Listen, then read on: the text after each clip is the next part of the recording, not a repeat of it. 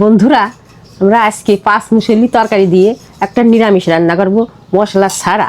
আমাদের বড়ুর টক। আপনারা দেখতে থাকলে আমাদের সাথে থাকুন। দর্শক, মশলা ছাড়া মায়ের হাতে নিরামিষ রান্না আজকে সম্পূর্ণ ভিডিও কিন্তু আপনাদের দেখাবো। প্রথমে কিন্তু ডালের বড়িগুলো সুন্দরভাবে তেলে কিন্তু ভেজে নিতে হবে। তারপর দেখুন আমাদের সিম এবং মূলা এবং আলু কিন্তু সাথে ভেজে নিতে হবে। লবণ এবং হলুদ কিন্তু পরিমাণ মতো দিয়ে তারপর কিন্তু সুন্দরভাবে ভেজে মরিচ এবং পানি দিয়ে দিতে হবে। তারপর কিন্তু এরপর আমাদের শাক পাতা ছিল, লাট ডগা, পালন শাক, এগুলো কিন্তু দিয়ে সুন্দরভাবে নাড়িয়ে এটা কিন্তু নামিয়ে নিতে হবে। ঠিক আছে, এটা কিন্তু পর্যাপ্ত সময় আপনাদের রান্না করতে হবে। তারপর তেল, কিছু শুকনো মরিচ এবং জিরা দিয়ে কিন্তু এটা সোমবার হবে। এই সোমবার দেখুন ধোঁয়াটা বেরোয়েছে, এটা কিন্তু আসল স্বাদ।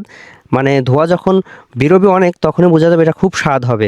দেখুন এটা কিন্তু আমাদের আসল মশলা আছে ধুরে গুঁড়া, এটা দিয়ে কিন্তু খুব স্বাদ আনে। দেখুন নামিয়ে হলো তরকারিটা, দেখতে কিন্তু অসাধারণ লাগতেছে, খাইতে আরও সুস্বাদু হয় কিন্তু। ঠিক আছে, তারপর কিন্তু বড়ুর টক রান্না করা হবে।